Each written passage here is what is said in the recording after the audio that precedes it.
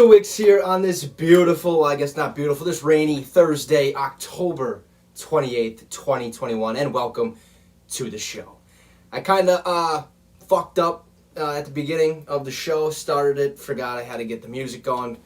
That's on me. Sorry, we deleted that one, fucking started again. So hopefully you guys are still here with me. But week 8 of the 2021 NFL regular season starts tonight with a showdown between two of the league's top teams. At least in my eyes, they are one of the top teams, or two of the top teams in the NFL currently, with the Green Bay Packers traveling to State Farm Stadium to take on the undefeated Arizona Cardinals. However, before we jump into that game and kind of preview it a little bit, give you my take on what might happen and what could happen there, we are going to discuss my Week 8 power rankings, starting with the 5th spot, moving all the way up to the number 1 spot. So with that being said, are you ready to get your fix? Well, let's dive into my Week 8 power rankings, where I went through pretty much every single team. Took about an hour to figure out where the hell I was putting all of these teams. I might have done the Browns a little dirty in my rankings. I think I have them at like 13 or something like that. I should probably have them up higher. But, I mean, hey, that's okay. They still got this week to prove me wrong, bring up their ranking a little bit more than what it was, or what it is currently at 13. So that's probably the one big fuck up I had there. But at the same time, I think with all those injuries, with Baker Mayfield dealing with that shoulder thing and stuff like that, it's difficult to kind of put them up above some of the teams that I have above them that I think are actually better than them at this point in the season. But hey, you can argue. I don't care what you want to say. I mean, Logan probably is a little pissed. He's the guest host here with me on Fantasy Football Friday, in which we're going to get to tomorrow. That'll be a fun show, but let's get to my top 5 teams. Currently heading into Week 8 of the 2021 NFL regular season, starting right off the bat with the 4-2 Buffalo Bills. Now, last week I had the Buffalo Bills at 4 in my power rankings, and that's because they come off, a devastating loss against the Tennessee Titans. There was another loss there that they had early in the season to the Steelers right away, game 1. But I thought the Bills were a serious contender in the NFL, and I still do. I still have them going to the Super Bowl, obviously, have them in Tampa Bay making to the Super Bowl. But the teams I currently have ahead of them, I think, are just a little bit better teams, in my opinion. But at the same time, it is what it is. But record to me really doesn't really put you number 1, number 2, number 3. It might for the fucking playoffs and all that, and having getting that bracket set up and stuff like that. But at the same time, rankings to me or records to me don't really show what kind of team you truly are, your true identity, like we have on Tuesdays. What you were really about is, can this team actually perform well? How hard is their fight? Do they go out there and just lay down and take a nap while the other team just strolls on them like the New York Jets? Or do they go out there and lose tough, close matches that they probably should win, maybe just had an off night like the Buffalo Bills did against the Tennessee Titans? And stuff like that can happen, right? We've seen this in the NFL from time and time again, but I think the Buffalo Bills are still a serious team in that AFC, and they are the number 1 seed. Actually, well, not for the NFL, they're not the number 1 seed in the fucking AFC division. That's the Bengals, but for me, I have the Buffalo Bills ranked as the top AFC team in my power rankings for Week 8, okay? Going on to my 4th ranked team. This team has moved up 1 spot. Last week they were number 5. Now they are ranked at number 4. The 6-1 Green Bay Packers. They play tonight, which we're going to get to that game in just a little bit here, but I had to move Green Bay up to this number 4 spot. Basically just because they continue to win. They had that one fluke loss where they lost by 35 points against the New Orleans Saints. But this team is, when you have Aaron Rodgers, expect a win, okay? Expect to go out there and have either a close game or obviously Green Bay probably wins the majority of the time if Aaron Rodgers is playing out there, okay? But this week might be a little different, We'll get to that here in a little bit. But Green Bay, to me, is better than a lot of the teams in the NFL and currently on their way to, making the playoffs, probably winning the NFC North. And we talked about this in True Identity Tuesday. I had the Green Bay Packers. All right, their identity was the Kings of the North. Basically what they are this year and what they have been the past 2 years previously. So I think Green Bay is a serious contender, a serious team. It's just, can they get to the playoffs again? Can they get to that NFC Championship game again? And once they get to that point, can they find a way to finally break into that Super Bowl game where, last 2 years it was just unfortunate series of events kind of taking place. They just can't figure it out.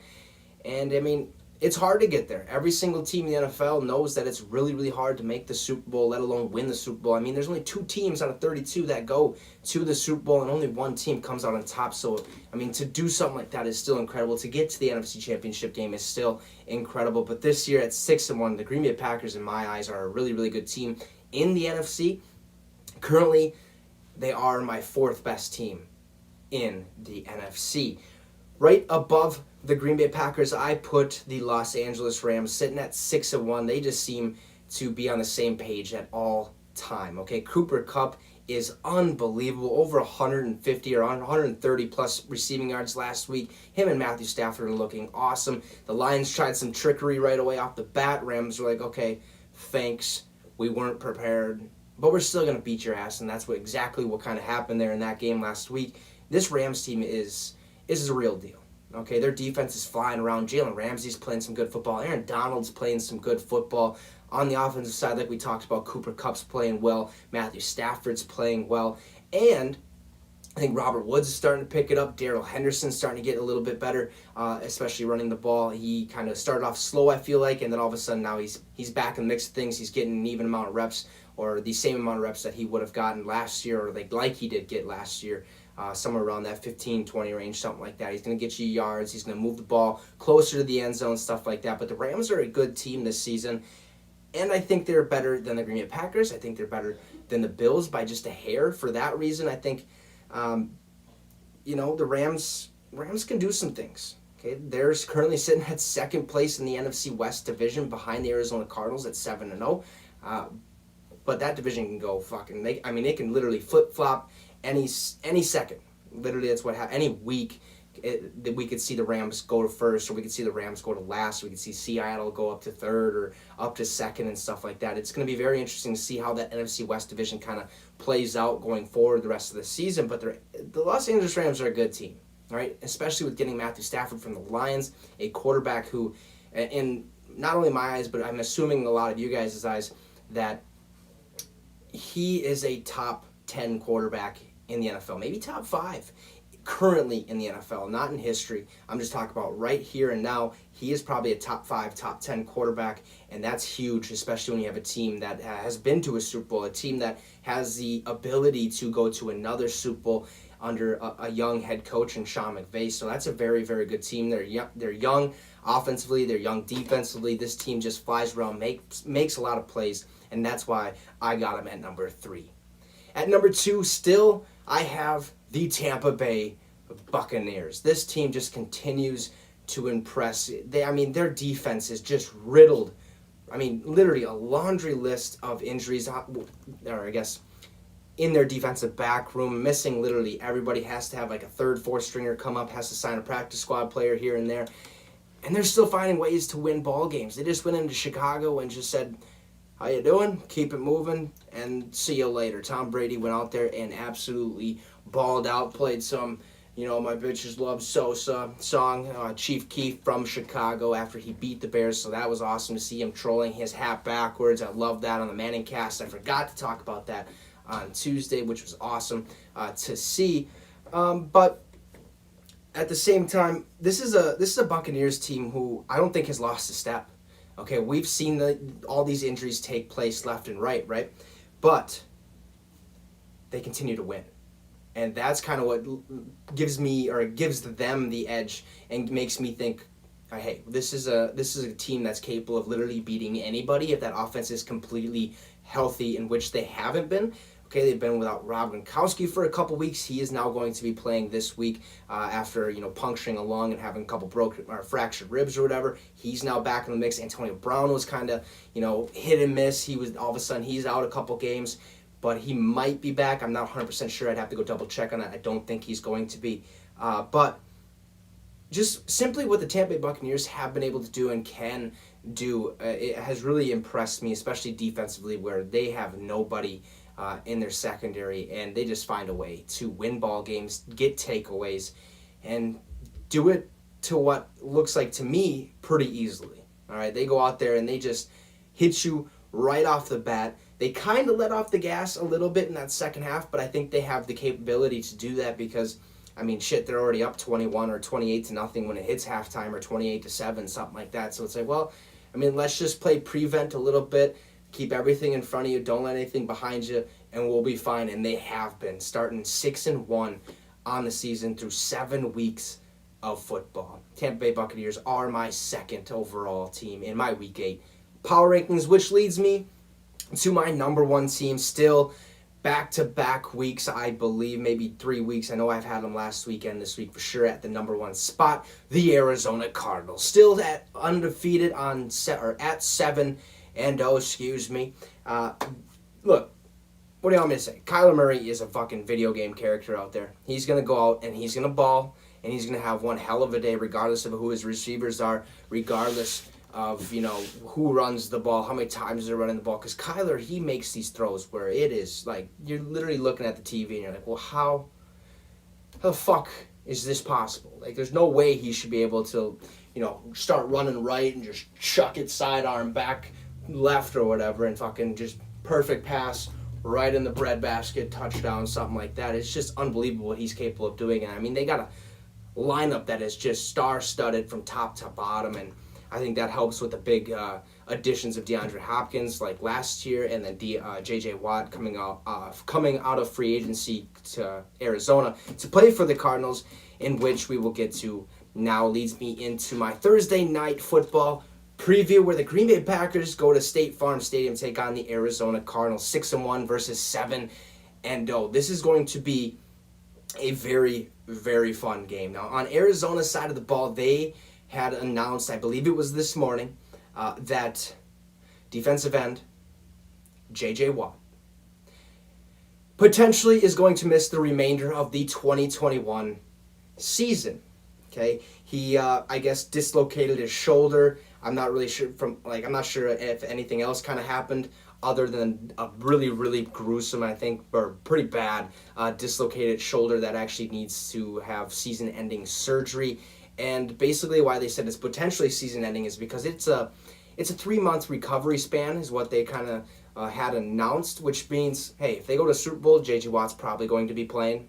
I doubt it. At the same time, if he's ready to roll, he's ready to roll. This guy has been literally, fucking littered with injuries. This man has just injury after injury. I think what it was, Logan sent me, the guest host of Fantasy Football Friday, alongside myself and Y4, where he has played like 4 games or 6 games or whatever in the past 3 seasons, and missed, obviously 16 game seasons the last couple seasons, or 16 game, yeah, you get it.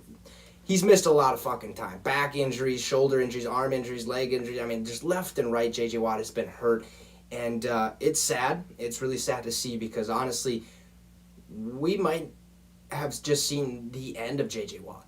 And I don't want to say that, but at the same time, it's like, dude, this guy literally every single year he goes out and plays football, he gets injured. He's only going to give you 4 or 5 games, 6 games maybe this season, and say, you know what?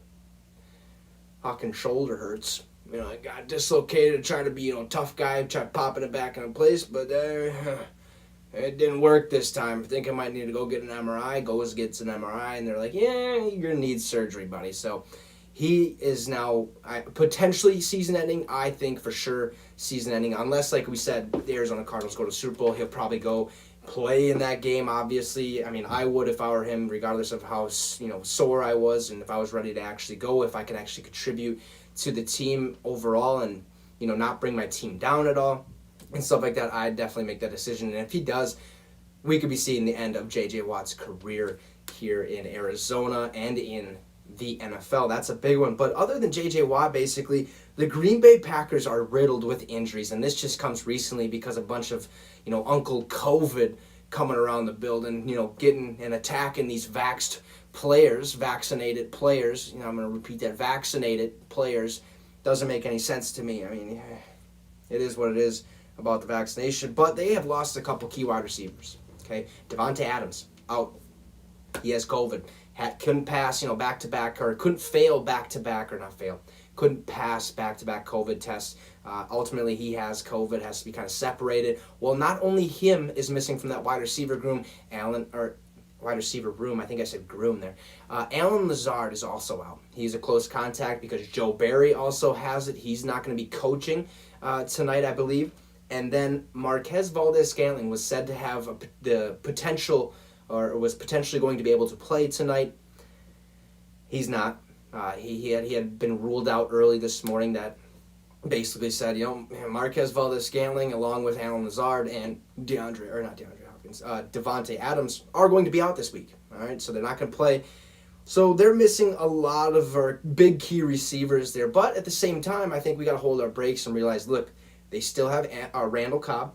Okay, longtime friend of Aaron Rodgers. They're going to be able to click. Expect Randall Cobb to get a lot of receptions. Probably going to get man-to-man. Probably have a little spy on him as well, because he's going to be that go-to guy, I think, a lot of the night for Aaron Rodgers. Also, Robert Tonyan is still there. He's going to be a big target for Aaron Rodgers and the Green Bay Packers offense tonight, as well as Aaron Jones in that backfield. But other than Randall Cobb at the wide receiver position, they have Equanimeous St. Brown. I hope I said that right. I looked before the show to make sure I could pronounce it right. It was actually him pronouncing it. It's a long name. Equanimeous. Like, what the? Equanimeous St. Brown, okay? Amon-Ra St. Brown's brother has been in the NFL for 2 years, I want to say, maybe a year. He might be playing tonight. We might get to see a lot of him. He's played previously in previous weeks. Done a good job for what he's actually went in there and had to do, being that Adams was still in the game, Lazard was still in the game, and stuff like that. So he hasn't had to do too much, but when he's in there, he plays exceptionally well. Okay, they also just activated Juwan Winfrey from their practice squad, I believe. They have Malik Taylor, but the one guy I'm actually excited about, and I hope I don't get my hopes up too much, because I am pumped to see the debut of Amari Rodgers. He is the Green Bay punt returner, but I think we can expect Amari Rodgers to play a little bit of a wide receiver tonight, and I think that's going to be exciting, because this is a guy I was kind of high on. Said he goes up and literally gets everything that he can, double team, triple team. It doesn't matter how he's covered. He's going to do whatever it takes to try to put his hands on the ball, and if he comes away with it, he comes away with it. Otherwise, that ball you can expect to get knocked down. I think him and Rodgers, the Rodgers twins right out there, Amari and Aaron, are going to have a fun day if Amari Rodgers plays a wide receiver, and I hope he does, because I think we can see a young guy start blooming pretty fast, maybe getting some more reps, maybe looking to replace an Allen Lazard, maybe looking to replace, Marquez Valdes-Scantling for next year. I'm not saying not this year replacing, I'm saying about next year when, you got to look at contracts again. You might give away some players. Some players are going to leave in free agency and stuff like that. I think this is a good time, especially against a good team, to see what does he actually have in store. He's done all right punt return wise. Let's see what he has at wide receiver, and that's the guy I'm really pumped to see tonight. I'm excited. I hope John's excited to watch Amari Rodgers coming from Clemson to Green Bay to ball out, hopefully. But this is going to be a very, very interesting game. Okay, look, Green Bay's 6-1.